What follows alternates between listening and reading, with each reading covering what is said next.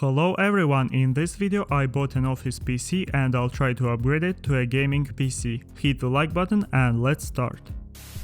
I got this PC from a local marketplace for $80. The seller said that it should work, but there is no system installed. So let's take a look inside. It opens pretty easily. We have a 1TB HDD with a DVD-ROM, 2 plates of RAM, each one is 4GB. Power supply is around 200 watts. While cleaning some dust, I found out that we have a guest here that I believed lived in a power supply. So this PC is clean now. I hooked up an SSD disk with the system right away. Let's see what this PC is capable of. We have i7-4790, 4 cores 8 threads on 3.6 GHz with the HD graphics 4600. This is a good fit for office tasks even in our days, but you can't play modern games with comfortable FPS. That's our goal today. Let's see what we can do here. We need a low profile GPU that does not require a lot of power. That pretty much narrows the list to RX 6400 XT. I got this card from Amazon for $140. It comes with a low profile bracket that needs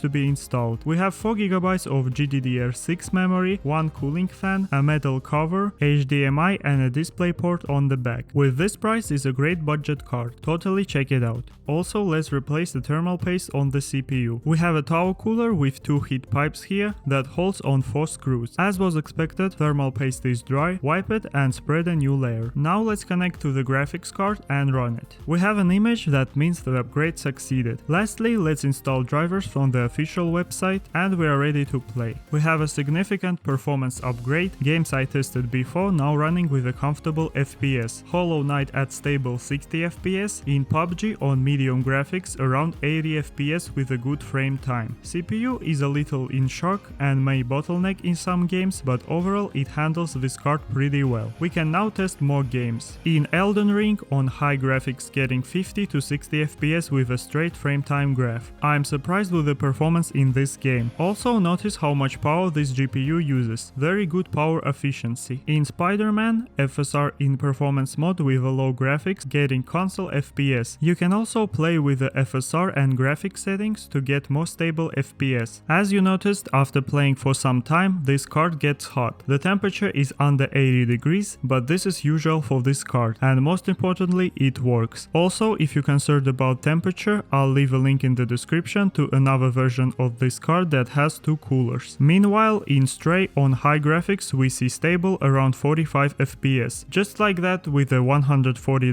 GPU, I was able to give second life to this PC. Worth it or not, I'll let you decide in the comments, and if you're interested in budget PC builds, check out these videos on your screen.